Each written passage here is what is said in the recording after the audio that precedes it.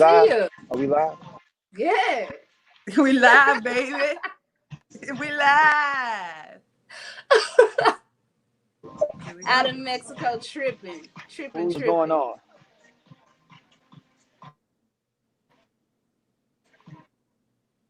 And he's still on pause, Mari. Look at him. At least he's smiling on That's pause. I'm about to walk around or something. Okay, Let me share this. I'm out better. I gotta be better.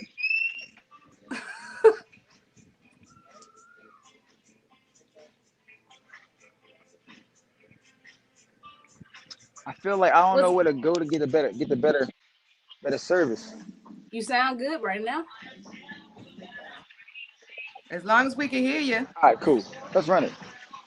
Let's run it. Let's go. All right, what's up? Anyway, man. Hey, what's up, everybody, man? It's your boy Rilla, man, in the building back with season 2 of the Black Lunch Break, man. It's good to see y'all beautiful faces out there. Although I can't really see you, but y'all know what I'm saying, man. I got my girl Seeker in the building, man. I got Mariana adding into the team, man. So real quick, before we get into to everything that's been going on with us and what we've been doing behind the scenes and kind of updating you on like what's been happening across the scene in terms of federal politics, so on and so forth. We really want to jump right back in for a brief second and kind of reintroduce ourselves. So I'll start off by saying, one, my name is Rillo, also known as Rillo, man. I'm based out in DC. I wanted to see back with the Black Lunch Break. This brand here started back in what? COVID, right? Right, it started That's COVID. correct. Maybe like a few weeks after COVID started. We put together about 50 shows, 50 episodes in that time frame. And since then, man, we've been really trying to figure out exactly what was the Black Lunch Break, what we will be going forward, and who will be the folks that will kind of carry the torch. And so the people you seeing in front of you right now, me, Sika, and Miss Mariana, all of you out there in Cali, man. Shout out to all my Cali folks.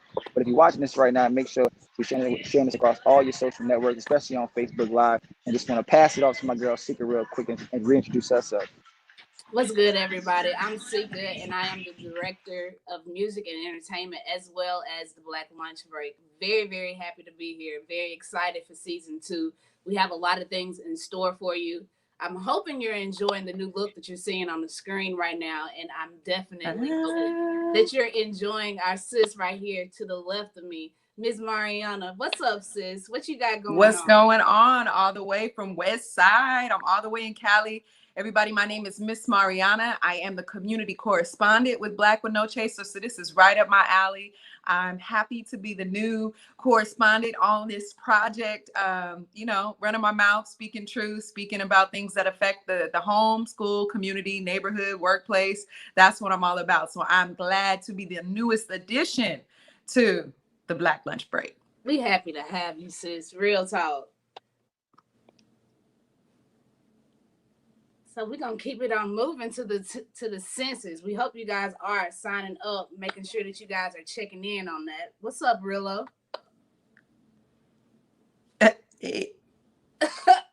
That's just the perfect pause right there. Right. So every time you freeze out there in Mexico, we putting a peace sign up so you know you frozen. But we need a jingle. So the peace sign up. We need a jingle. Doing the census makes sense. That's it. Me and Sika gonna get that going. Look, that will make sense for sure. Doing the census makes sense. Yeah. Looks like he's talking, but unfortunately we can't hear him. But we will can't keep hear you. moving on. Look, he's having a whole fit. This shit is Troparillo.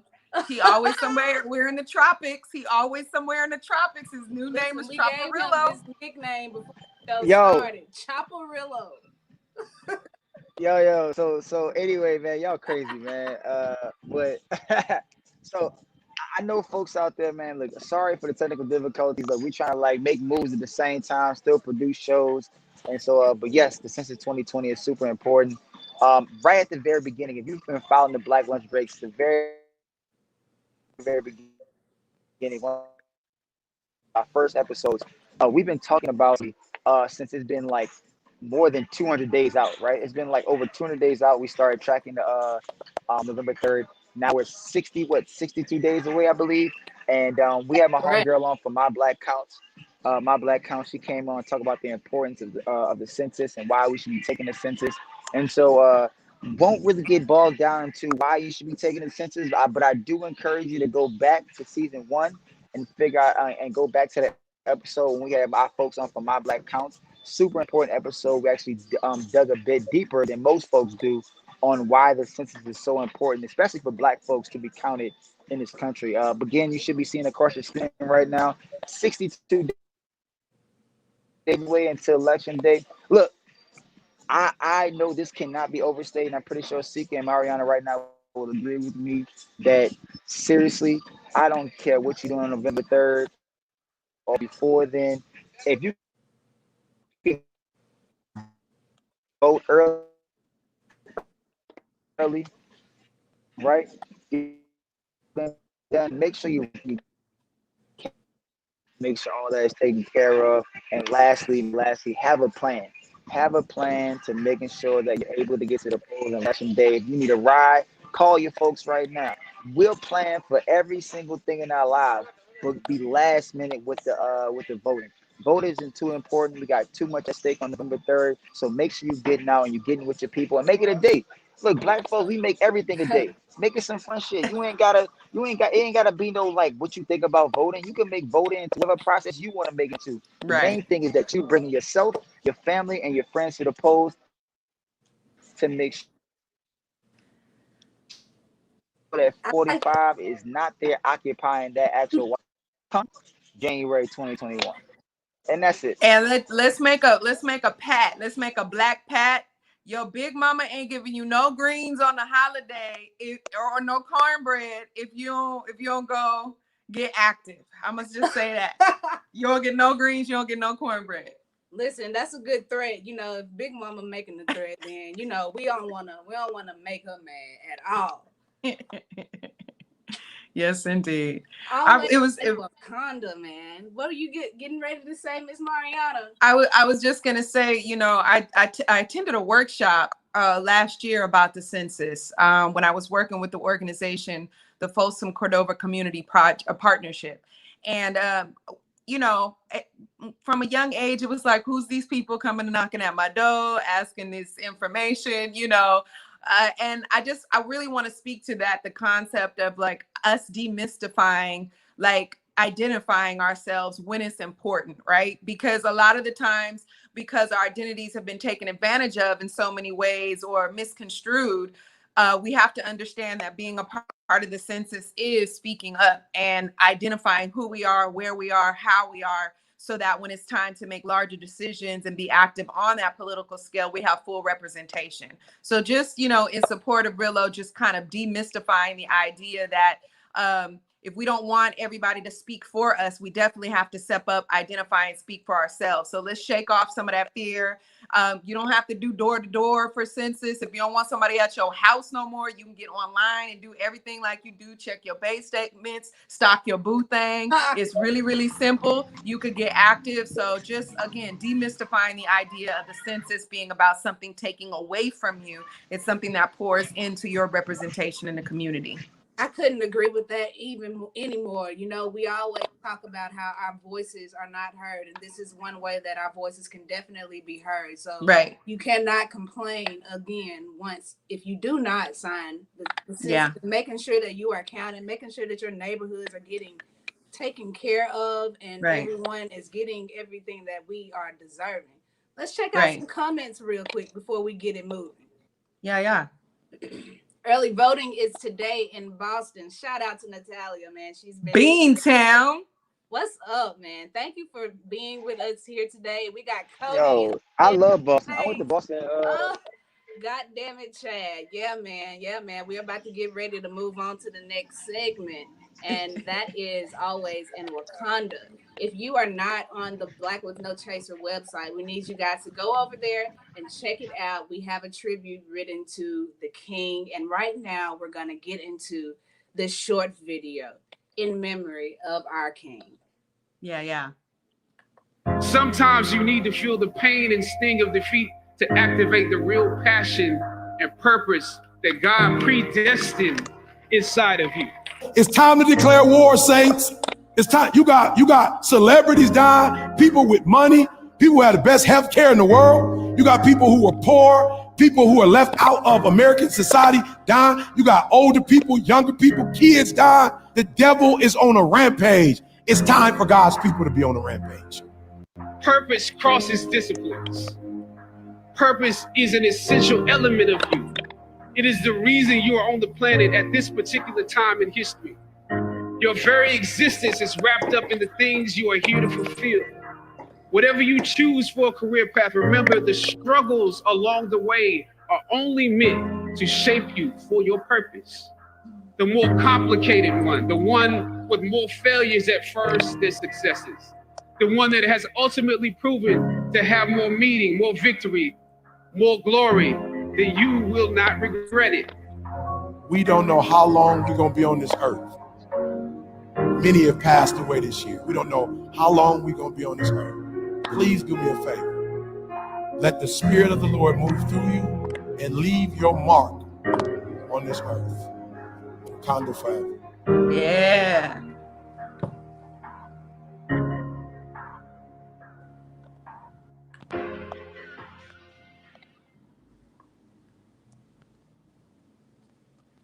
Rest in peace to a powerful one that still is going to continue to move on through all of us, and seeing all of these tributes, seeing these children so moved, seeing all the action figures and the volumes that it is speaking to him, making sure that he did exactly what he came here to do. Although it's sad to see him go, I'm very happy that he is not in pain.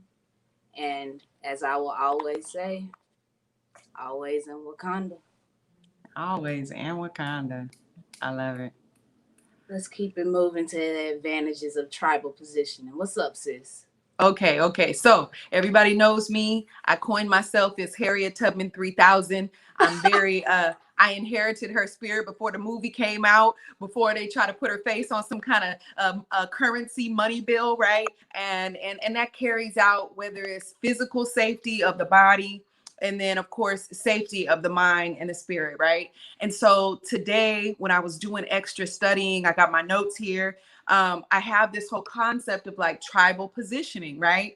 And what that really means for me is the rebirth of benevolent societies.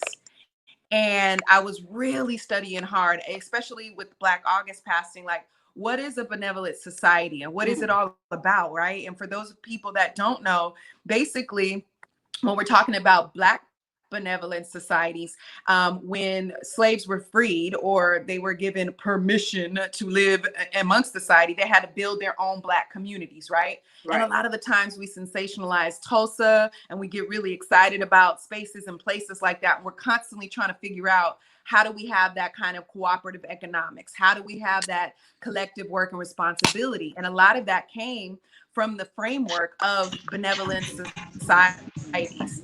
And so kind of a slight historical tribute within it, the first free African society was a Black benevolent society, right? And it was established in 1780 by Richard Allen and Absalom Jones. And basically they were freed slaves, like creating their own community, creating their own institutional infrastructure to having a community. And first that started by like, when Black folks were getting killed and still getting lynched and, you know, going through all these extremes, they wanted to give them a proper burial.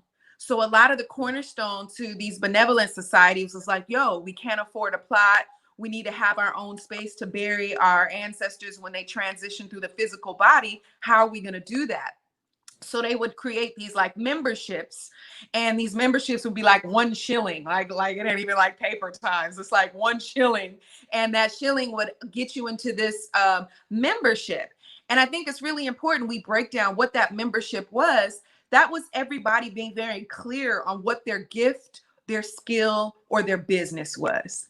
So the whole reason why I wanted to talk today about what I'm calling tribal positionings, right? Whatever tribe we're in, whatever community we're in, whatever city, whatever state, like we got our tribes.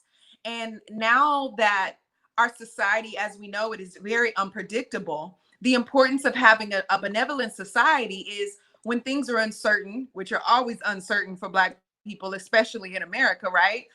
No matter what the condition is, you want to have a form of security.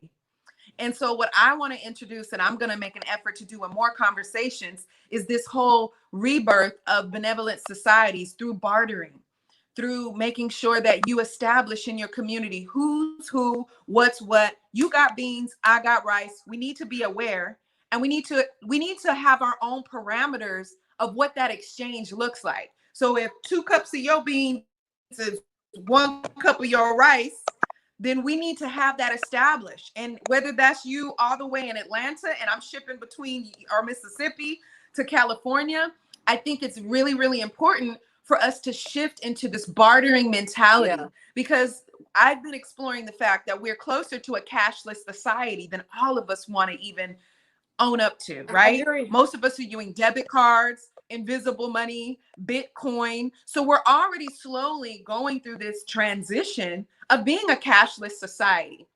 And I think for Black people to be safer, to be more secure, is to understand that if physical cash is eventually obsolete, what's worth something? The actual dollar itself, the paper dollar, or the exchange of the goods? And recently I did a susu. Are y'all familiar with the susus? Very. Have you ever done one? Yes. Was it did you have a positive outcome? No. Okay. I ain't. So you shaking your head. I ain't Yes, a but susu. your What's a mouth susu? is Talk to me. saying Talk no. to me, susu. Do you know what a susu Look, is? I'm not about to fuck with you. I'm gonna tell you the truth. No. I appreciate it. I was shaking my head. And he pauses. Matter of fact, we're just gonna add the snip to it. No, but for anyone that also doesn't know what a susu susu is, what'd you say? Dang it. I feel like I'm playing double dutch with this dude right now. It's like, anyway, for those of you who don't know what a susu is, it's kind of becoming more and more popular for a lot of Black Americans, especially. But susus have been around for countless generations in all kind of different communities around the world. And it's basically, to put it in a nutshell, it's a collective financial cash pot.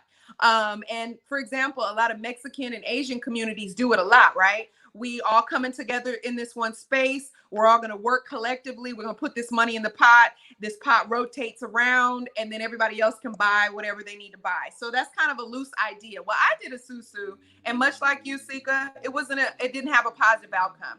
And so I think that Black people trusting Black people because of what we've gone through historical is difficult. So what I would like to do in this rebirth of benevolent societies is we need to start slowly, incrementally transitioning to bartering before we are in a cashless society, because we can't birth trust overnight. So that means starting to understand the value of the physical dollar itself is what depreciates our skills and our gifts. So I just really, I really want to make sure that in a lot more of my conversations and a lot more of your conversations, you understand the value of the gifts, of the services, of the businesses, of the skills that we have. Make sure that we're announcing them, creating our own value system of what that trade and exchange would look like.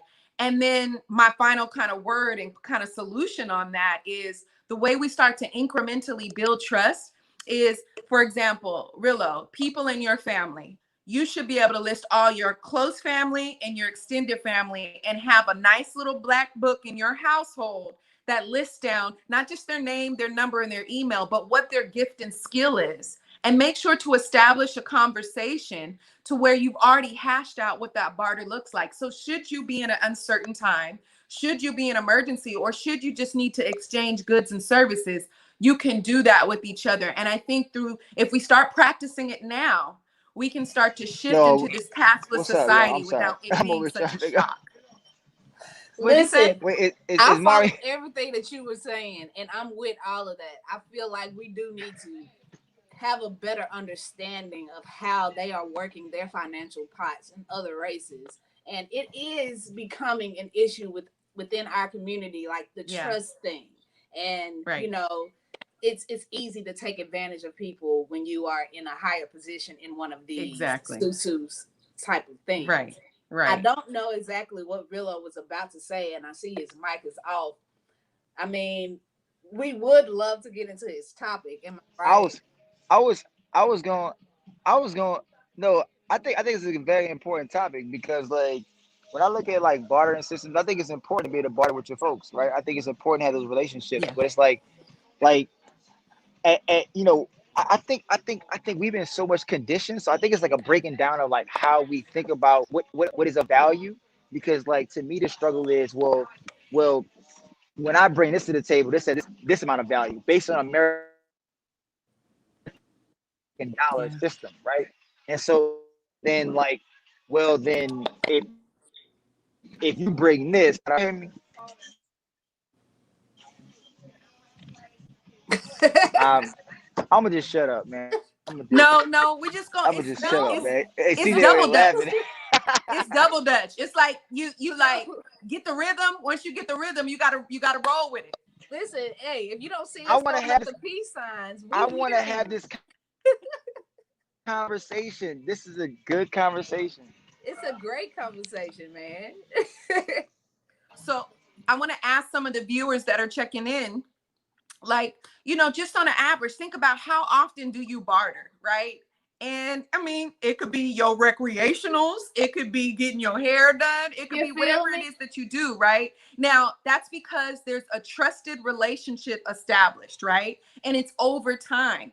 And a lot of That's the right. times when we're looking at economics in this Western world, we're building credit with invisible money, which makes our skills and our talents even less visible. And so what I just want to encourage everybody to do is understand that we ain't going to trust each other overnight, but we definitely don't want to be in a position where these structures, our societal structures, continue to fall and we have no trust established. So start having conversations with your loved ones, with your friends, with your people around the way, about, are you willing to barter?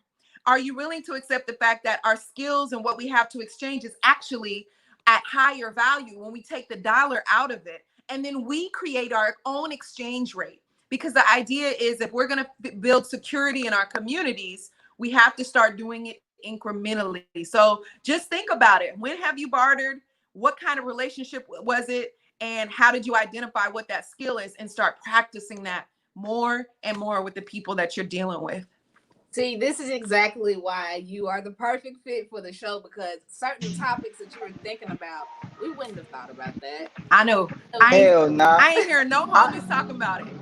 I ain't hear no look, homies talk about and, this either. Okay, he in the bar now. and Okay, better Wi-Fi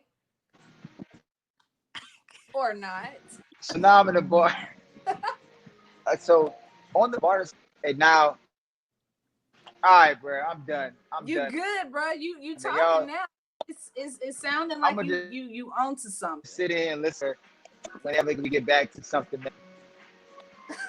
Well, the bar got Wi-Fi. Use it while you All got right, it, bro. I just want to say that on the bar system, though, I think it's. I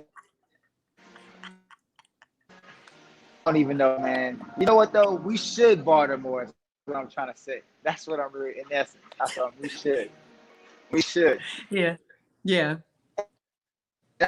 I was basically trying to say this goes to who's essential. Hello. That's true. Right. No, I'm That's what done, you man. get.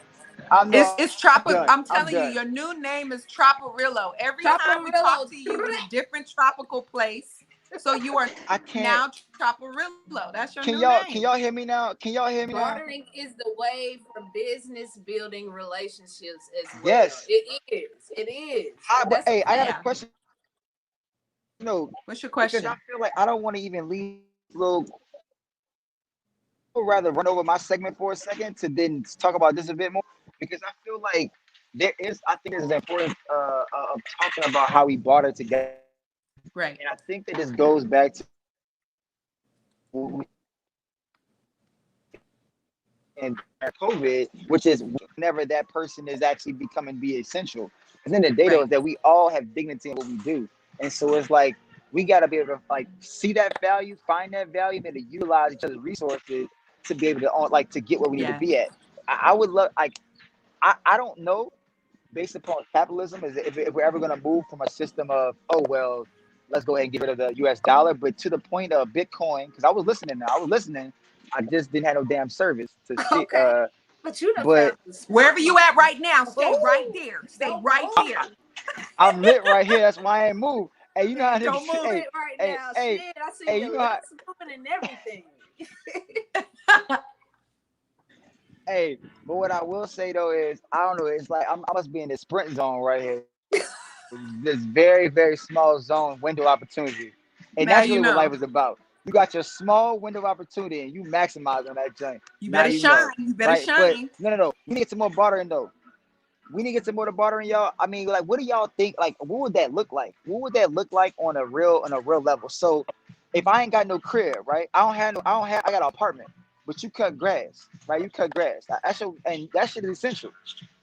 And but let's say I do Black No Chaser work. I don't know, right? How do we find, like, what does that look like? Or is it more of as simple as that? Is it more building a network of people Well, sharing the see, resources and being like, I ain't gonna win this time? Or like, what does that look like?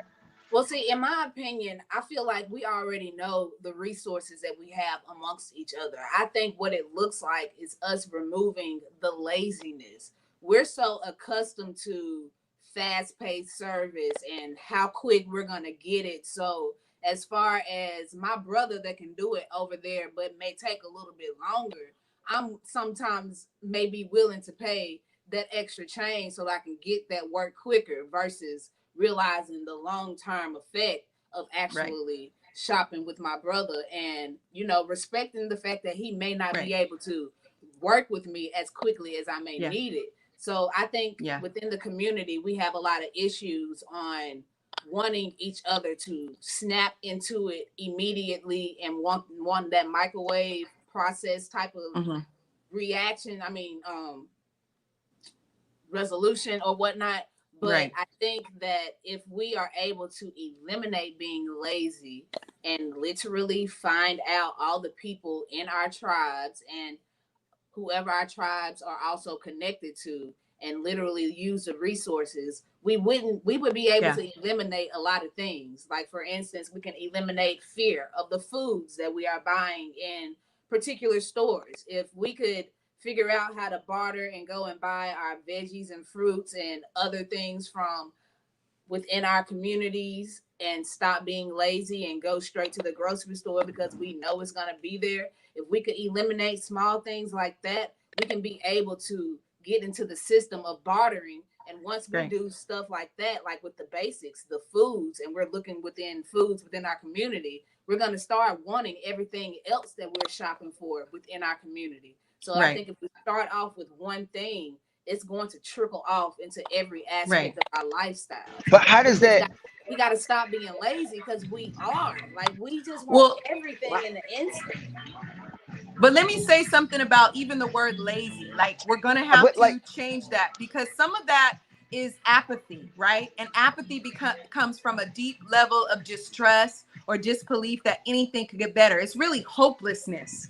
So a lot of the times when I see our community, we're very hardworking and we apply ourselves with things that we believe in, that we have ambition in. That could be getting some Beyonce tickets. We're going to make it happen. When we want to do something and we see the value in it, right? When we see the value in it, it's a lot easier to be aggressive about your approach. Whereas when we're apathetic about something, we're feeling hopeless, we're feeling distrustful. And so what that looks like, when I hear Cirilla say, well, what does that actually look like? Number one, I've been a businesswoman all my life. I've been an entrepreneur all my life. I tried to have a job once for 30 days and it didn't last. That was not for me.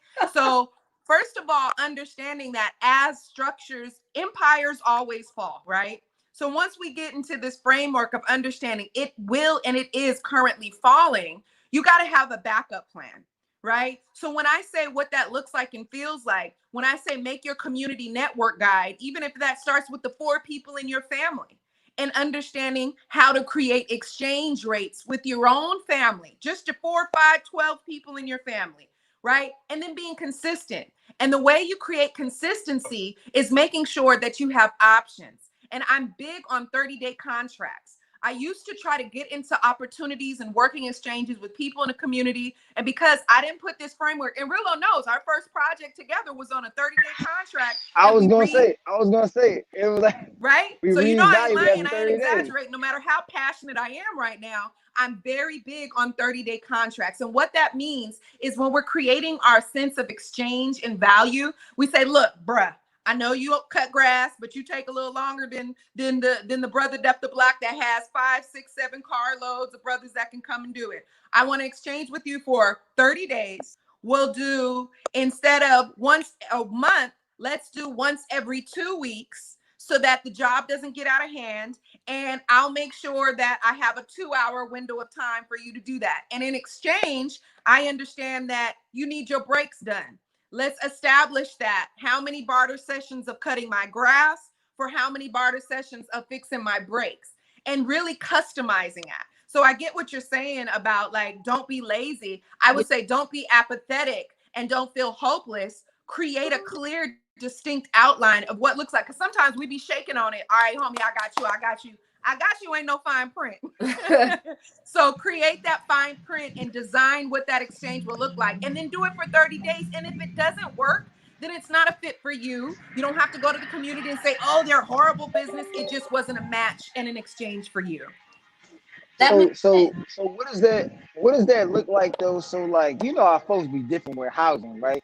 So you could cut all the grass you want, man, but they ain't gonna pay rent. Right. And people feeling different. Like, and so what I'm saying though is that like I hear the discussion, and I'm like, okay, cool, like I'm with that. I feel like we should barter on a certain level. But what Right. level? I feel like I've been bartering. We all been bartering.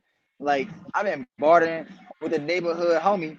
To instead of paying $40, $80, whatever it was for a starter jacket, I'm paying 20 because I got another homie over there that's gonna give me to a 20 because he got it for a different kind. You know what I'm saying? So it's like Yeah. we've been bartering and like going back. But And, that's like, not really bartering. hookups for a while. But no, Well, I why know, do you but that's not see more. that as That's Well, the because only I reason feel why like to me it's like I don't see that as bartering, because that's working on a jug.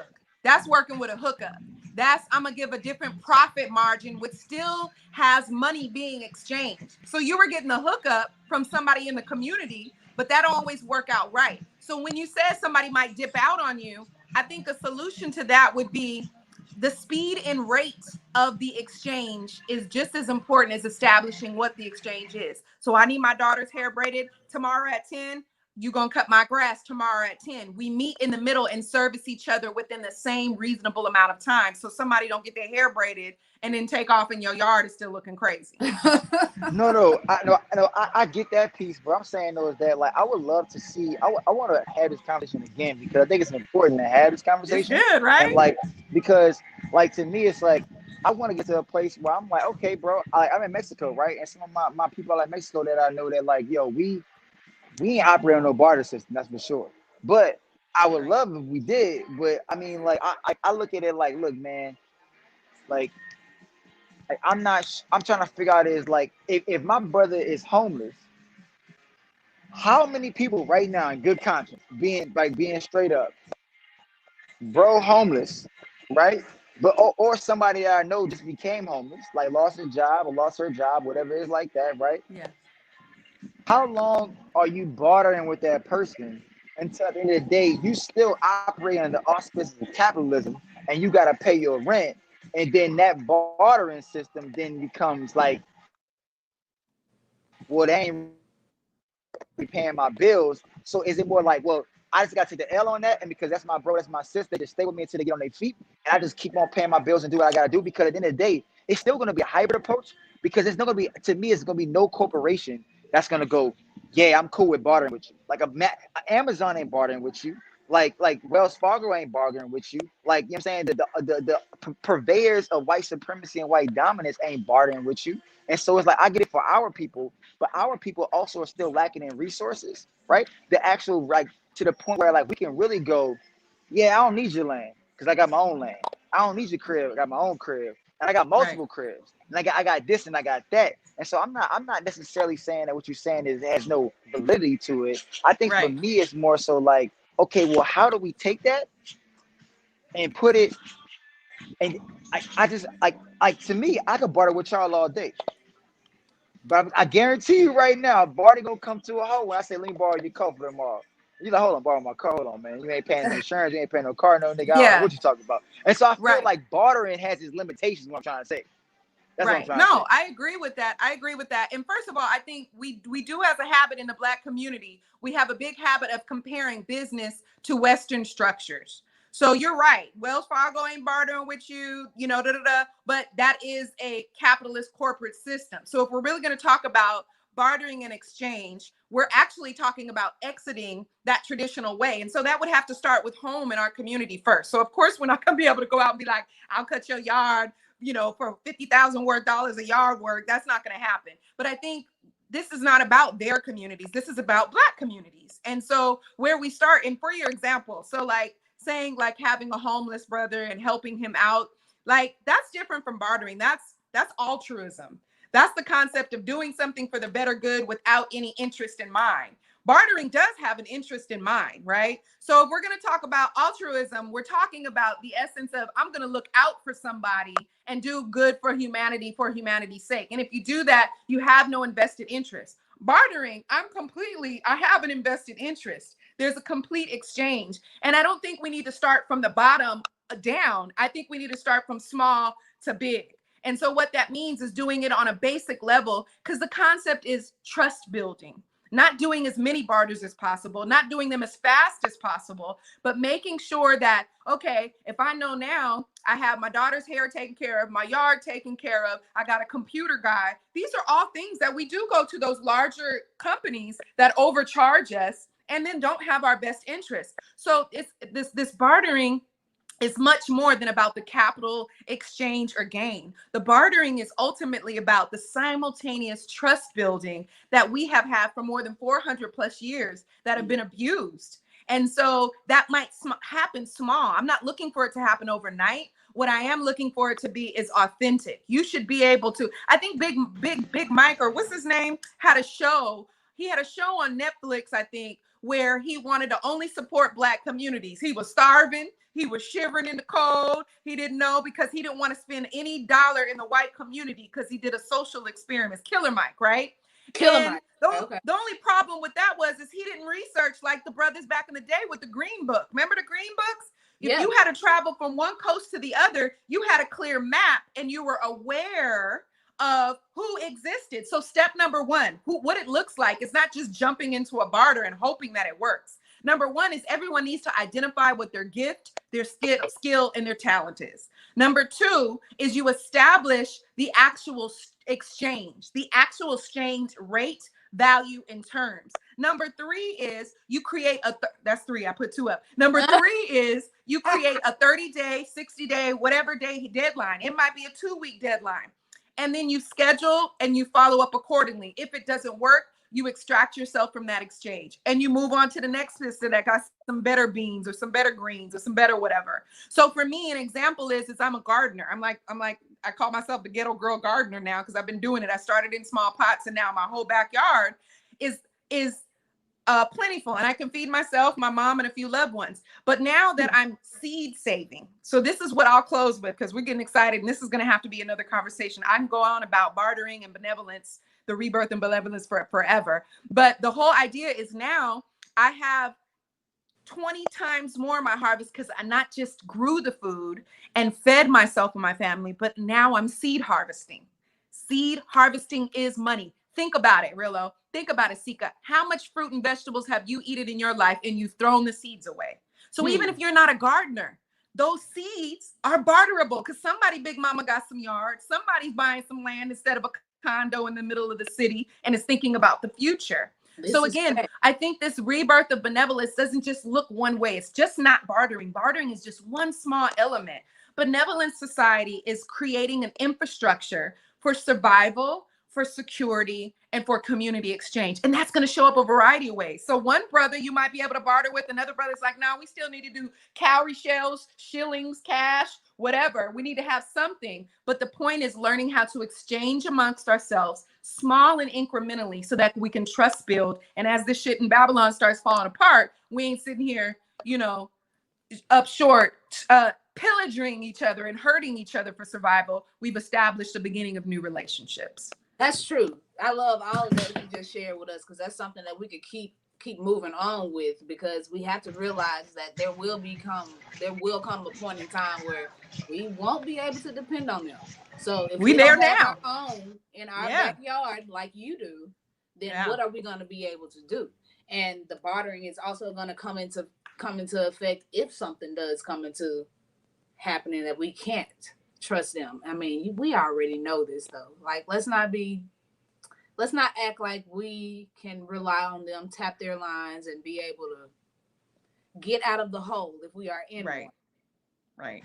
Real And low. just like Rillo said when he Well, was you already juicing know about that that shit, jacket so that he come got for on. the jug, like how you made that example, like, oh, my homie gave me the jacket for 20 instead of 40, and you was feeling like you came up.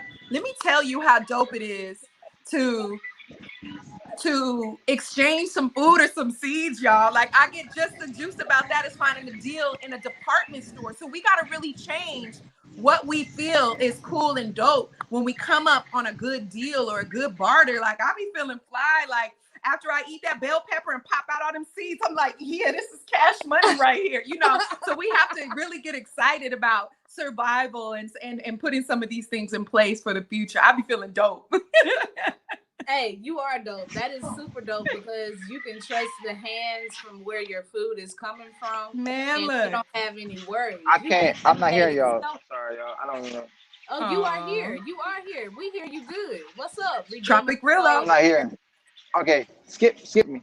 Go ahead, see. Go ahead, do your thing. Skip mine. Dude, you are really good I right was. now. I don't know if you can hear me, but We can hear you great. I can't hear y'all. But okay, if you can hear me, cool. You Main thing I was great. gonna say is about redeeming the soul of America. It's funny because that's not. First of all, that's not Biden's quote, right? That's not Biden's quote. A guy named Vincent made that quote. Said that quote a little while ago, way before Biden. But I think it's a good point to bring up about what it means to redeem the soul of America and what as we move forward to November 3rd. One thing I will say, because I've been thinking about this a lot, man, and I want y'all to chime in really quickly on like what y'all think about this whole redeeming the soul of America and whether in fact America even have a soul to begin with. You know what I'm saying? How fleeting that may be, and how we That's trying to deep. actually insert a soul into America as Huh. opposed to redeeming a soul in America, right? Shit. Because I feel like when I hear Eddie Glaude, I read his book called Begin Again. The premise of the book is based upon the literary writings of the Black deity James Baldwin, right? And Yeah. so a lot of Yeah. those works. So, in Begin Again, he kind of goes through, traverses basically the entire career of James Baldwin, all of his works, all literary works from start to finish, from the late 50s all the way until like the almost 1980, Oh, right? He focused on Okay. living the street, but he brings up the redeeming the soul of America. How do we begin again, and so on and so forth. And I feel like really what we're trying to do is inject the soul, compassion, empathy into America first for the first time ever. I don't think we ever had a soul in this country. Because if we That's a did, great point. right, we wouldn't Shit. be faced with some of the same problems we have to this day. And so this Oh, is me really just trying to chime in and check.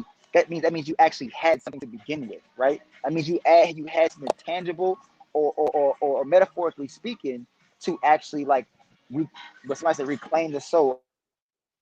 But if you reclaim, whatever it is, time you had the soul, you had soul as a country, as Black people. What is our role really in really, I guess,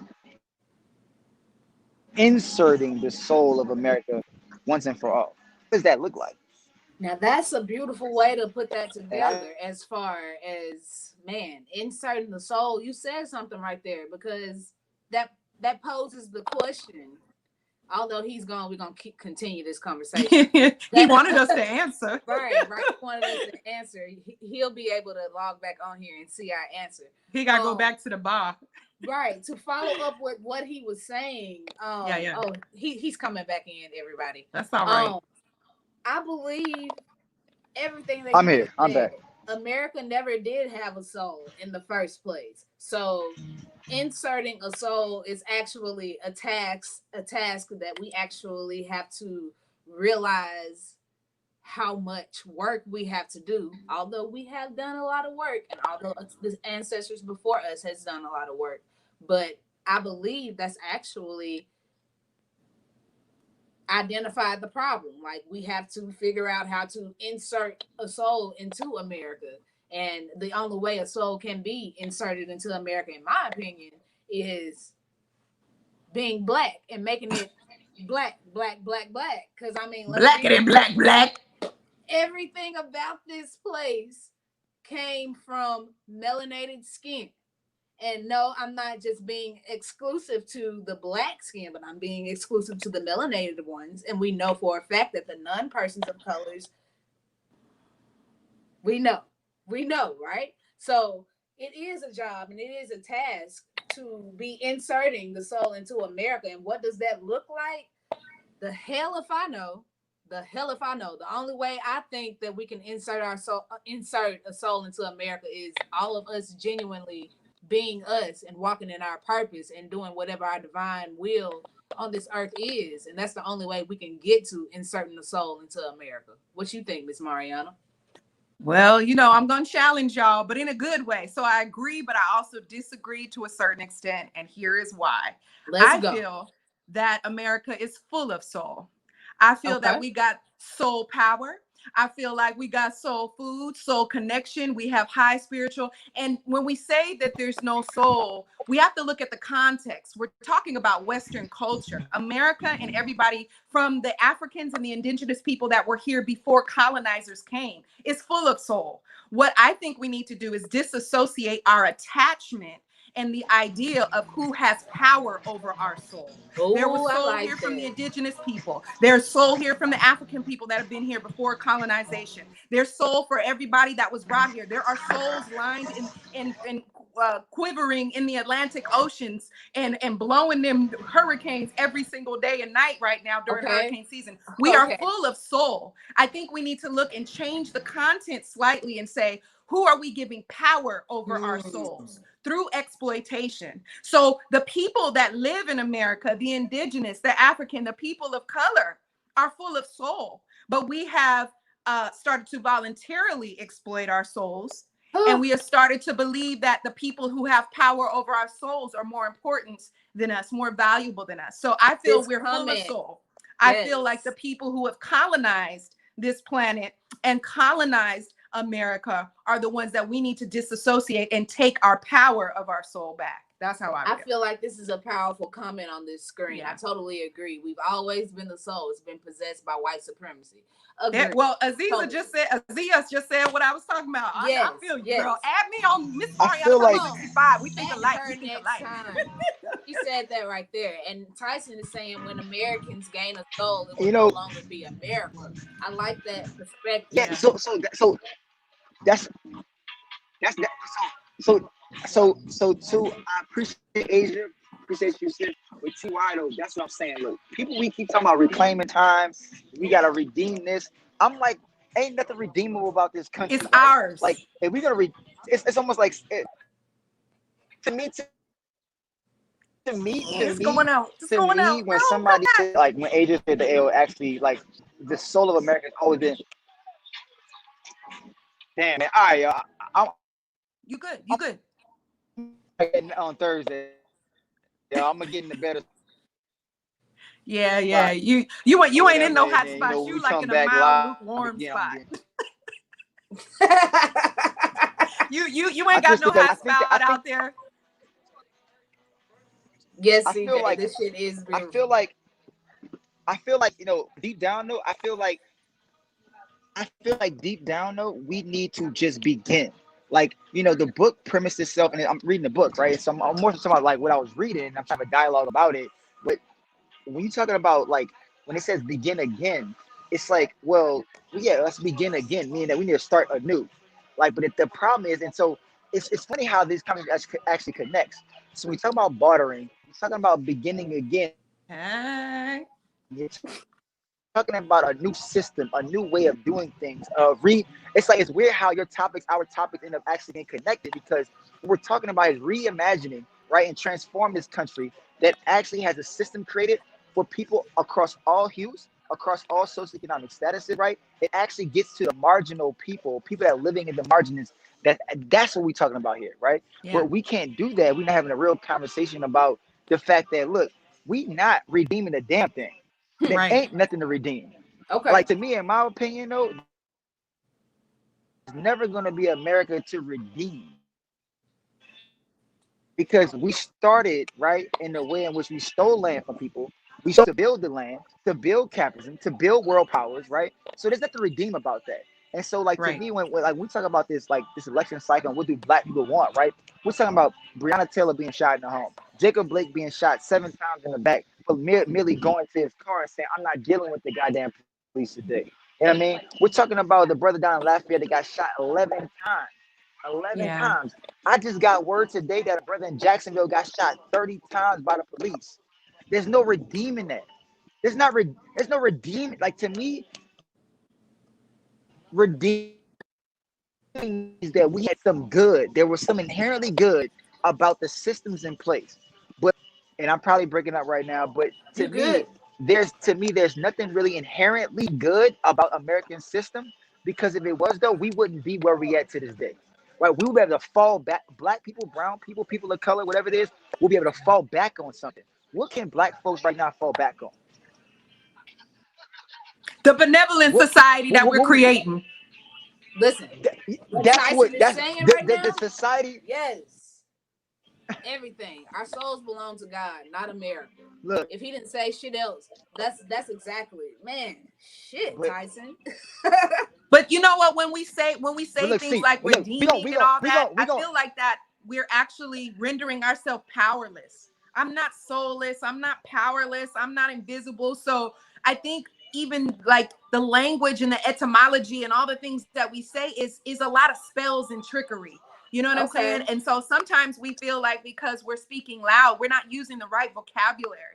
So I don't think I need to reclaim anything that's already mine. I don't think I need to beg back for anything that maybe just needs to be restored. And it still goes back to that idea is the trickery of believing what a colonizer made us to believe. We've always been powerful, but the belief system is what has changed us to be that lazy person, to be that apathetic person. So I think a lot of it is we got to keep breathing life into each other and encouraging each other on this next level with conversations and platforms like these. Like, yo, we can be intellectual with soul, right? We can be all these things, but just because they stole it and robbed it and pillaged it from us doesn't mean we're not the creators for it at all times and we don't behold it. I love what you just said right there. And Yeah. Asia saying Lovecraft Country gave and us seek. I powerful want to get you seek. Go ahead. Seek. Go ahead. No, Go I ahead. want to get your last thoughts, because then we got to move to your segment last. So I want to get your last thoughts. I'm good. I just want to make sure you got your last word, man. Well, I really want to tap on what Miss Wiggins is saying. Lovecraft Country gave us a powerful artistic demonstration of what we need to continue to do. Exercise the demon seed of white supremacists out of the body of America and call it by name to get the fuck out of my house. And we are doing the work, and there is power in us knowing this demon by name. I And love that show. I love that show, Azia. That's we got to watch it together, girl. I have yet to watch that, Asia, but appreciate that. your Appreciate that. comment is Appreciate going that. to make me tap in and see whatever they are talking about on there, Yeah. because that is something. Saying get the fuck out of my house, being able to be specific with your words, that's basically what You Mario haven't was seen just saying. Because we have to be aware of our mindset and how we are using our words, because our haven't words seen can end up being trickery for us if we don't use them in the right way.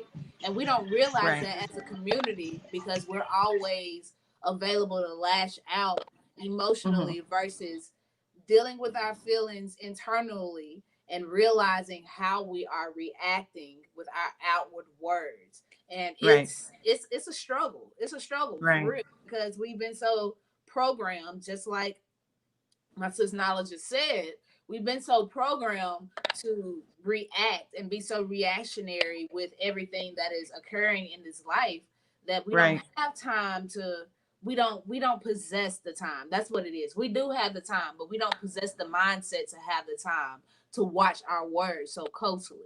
I'm currently practicing that. Like, I know sometimes I will pop off at the mouth, and it's not time for that. It's not time Right. for those words to be exerted from my mouth, nor is it time Right. for my spirit to be experiencing these particular reactionary words. And words are powerful. Like, regardless of if you are believer of the Bible or not, Proverbs 18:21 is forever a stamp. Word, life and death is in the power of the tongue. Whatever we are doing, whatever we are saying, whatever we are thinking, we are the masters of our fate in that essence. And if we abuse these wordings, we are continuing to narrate a story that we possibly aren't prepared to control. Right. Come on, speak to him. But look, we got like 6 more. Thank y'all so much for tuning into the Black Lunch Break, man. We got Seeking in the building, man. We got Miss Mariana building at the Black Lunch Break. Make sure y'all share right now. We in the last 5-6 minutes. Get your comments in right now. Get your shares up, yo. Season 1 is back in the building. Thank y'all so much, and make sure y'all stay tuned, though, man. Real quick, man, because look, we got a whole lineup for this entire season. I promise. Oh, Stay you locked out. in. You, The you, you service dropped won't out. off. So, anyway, seek it to you, sis. So we got to wrap this thing up. So for everybody that's waiting on Yeah, I Sage know. Seeker, that is going to return next week. So make sure that if you don't have your sage ready up in your house, you got until next Tuesday to get ready so you can sage with us next week on the show and continue on throughout the rest of the season. And I thank all of you for tuning in with us and requesting us back. We are happy to be back once again, and I'm happy to be able to share all of these staging stories and shocker stories so that we can all get on one accord, because that's what we need to be able to tackle what's going on against us in this world. So I appreciate all of you and I love you all. And we are going to move on to Black with No Chaser ME Moment by Dear Silas. Now, this moment I'm about to share with you is coming from last night's versus battle with Monica and Brandy, and our own Jackson's own Dear Silas has made a parody. So let's get into it real quick and see what the bro is talking I'm about. here for First of all all, of it. trying to get with my lady, boy, you got to be insane. Only took her to Wendy's, I took her to Raising Cane's. I know it's not a big difference, but extra sauce is a pain. Spicy nugget or tender, now tell me, what do you crave? Boy, stop, I'm the one that got her 30 bundles. Look at her now, got a lion mane, queen of the jungle. She be ready to rumble while the other women mumble. But she just bat her lashes at him, ooh, my baby humble. Like, who you think you is, coming around her looking? Oh, look at the internet being a hater. They trying to stop What- this black listen. chaser. It's no problem that the internet wants to be a hater at this very moment, but That's if why you you are need not to go ahead following and- Dear We'll Silas, post. You got to post the link up. Post it on Black with No Chaser. yes, go follow Dear That's why Silas. you need to go ahead and drop a cash app, for Black with No Chaser cash app, Yes. man, so we can get this shit together. And we get the most high-powered equipment, so we can get y'all. When we got substance.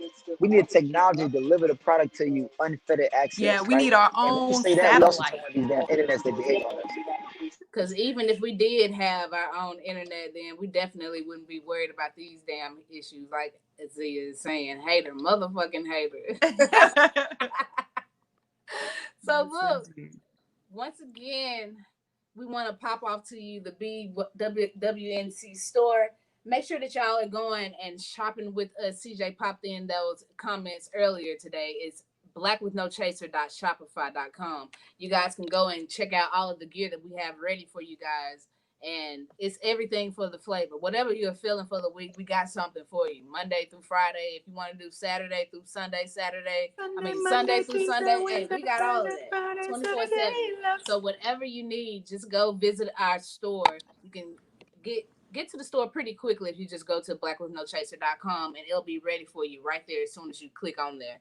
And if you would like to advertise with us here at Black with No Chaser, we have no problem with doing that. Make sure that you hit us up in the emails at info@blackwithnochaser, and we'll be able to take care of you guys and see what it is that you need, and we'll be able to take care of every specifics that you're going to be detailing in the emails. And so just make sure that whatever I literally just lost my thought right there. Whatever services, that's right. Whatever services that you are looking for with us, put that in the info in the email, and we'll be able to respond to you as quickly as possible. And as always, we appreciate you guys supporting Black with No Chaser. Rillo, is there anything you want to leave everyone with? If you can hear us right now. No, man. I mean, yes, I can hear y'all. Sika, Miss Ariana, I'm so grateful to have y'all on. Seriously, I'm so glad to have the Black Lunch Break back in order for season 2. Look, y'all, I know episode was a little bumpy, but I'll put that on me. Put that on your boy, right? But going forward though, I promise y'all we have a bunch of good dialogue set up for y'all along the way. Really, really get into the heart of the matters as we move into November 3rd, but also beyond that as well. And so y'all stay locked in, stay tuned, man. Stay with us, man. Keep building Willow. We love y'all so much. Until next time, man. We're gonna air again on what? Is it Friday this week? Friday? It's gonna be Thursday this week. We'll be Thursday. airing. Okay, Thursday. All right, but look, so y'all know though, every Tuesday and Thursday, I thought we have a special edition this Friday, but every Tuesday and Thursday on the weekday.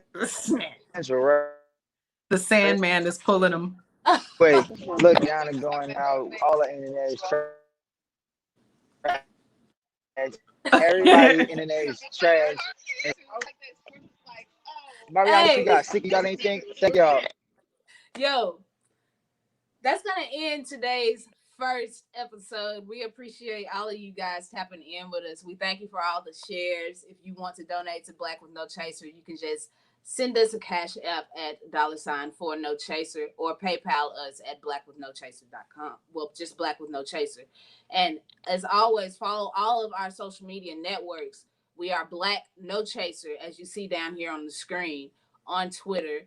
And we are the Black Lunch Break on Twitter as well. Make sure you're following us on Instagram. Make sure you're always subscribing to our website. We have so much news and newsletters popping for you guys. And we appreciate all of you guys for supporting us. Waiting on season 2. We enjoyed this first episode. Miss Mariana, is there anything you want to leave the people with? I'm just welcome and happy to be part of the family. And for those of y'all who are now following Black with No Chaser, you know, I don't believe in fans because fans go round and round and they come and go, but I do appreciate appreciators. So for all the new appreciators that are part of the Black with No Chaser family with me, welcome to you. I'm Miss Mariana 365 on all the platforms, and I'm just grateful to be a part of the family. I'm that yellow African. I'm here. And see, this is not spam. We ain't got our DJ number. Hey, I was gonna do that anyway. That's where I am. That's it, man. I just want to say that though. That's just where we are, dog. Thank y'all so much for joining us today, and we will see you guys again on Peace. Thursday. This is Black with No Chaser, where we think black, live black. Hey, yo, live black, unapologetically, man. You already know. See y'all later. Peace out.